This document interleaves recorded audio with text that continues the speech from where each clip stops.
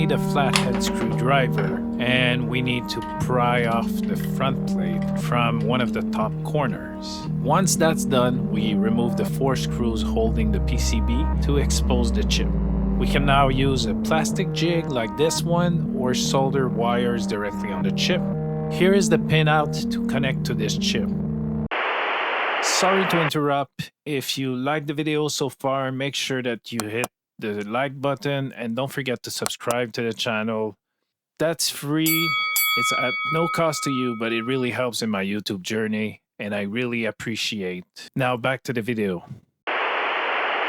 Use a programmer that is based on the CP2102 chipset. Once the connections are made with the chip, you can use the Tasmotizing software, or you can use the website to flash the chip. Once your switch has been Tasmotized, you will be able to control it natively with Google Home and Alexa.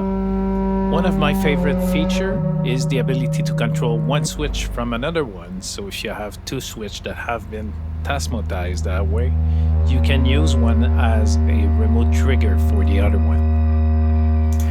In the next video, I'll be talking about how you can do the same thing with smart plugs to automate dumb devices like your washer.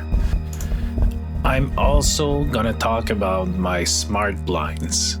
So if you don't want to miss that out, make sure that you subscribe to the channel. Thank you for watching, and until next time, goodbye.